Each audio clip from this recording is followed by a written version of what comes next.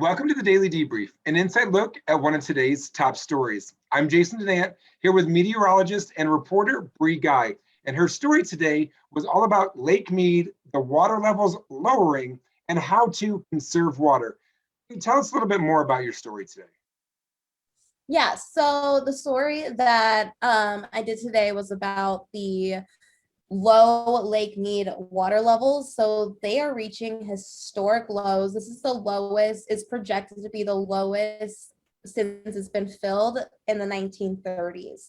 And that is all due to this 21-year long drought. Now, the desert, a lot of people ask, like, well, aren't we supposed to not see rain? There are dry deserts and wet deserts, which is very confusing. We naturally go through water cycles. We naturally go through dry periods in the desert and we go through wet periods in the desert, relatively speaking.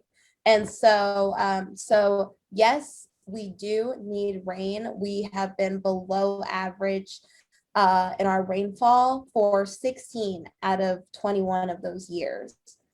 And so we need a few consecutive years of great rainfall. It's not just going to be like one big dump's going to solve this problem.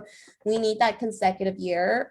We need those consecutive years to kind of help stabilize that. And it really is a big factor is the Colorado, on the Rockies, snow melt on on our side of the Rockies, snow melt, it's just we're not getting to those levels. And that is what fuels the water that flows into Lake Mead in those water levels. And we just haven't seen that in these last few years. Recently, Nevada became the first state in the country to ban certain types of grass and things that like non-usable grass just for decoration in the state. When you were talking to the authorities today, did they give you any other tips on what we can be doing so that we don't get any more into the problem with the water there? Yeah, so that has a lot to do with the Southern Nevada Water Authority, and they are currently developing a plan about reducing that water usage and on grass.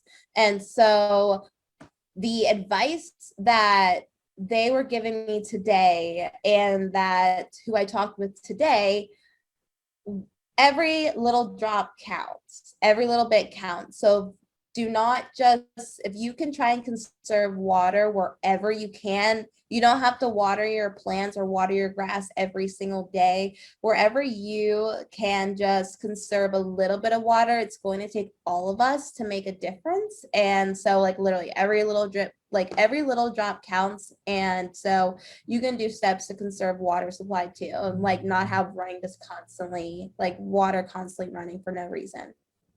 I always start my day off when I brush my teeth. I turn the water on a little bit. I brush. I have the water off while I'm brushing. And then I know that I think it helps and I'm hoping that helps. But what you're saying is every drop really does count. Literally every drop, especially here in the desert, every drop counts. For more on today's top story, visit ktnv.com. And after the break, stay tuned for more KTNV streaming Las Vegas news on your time.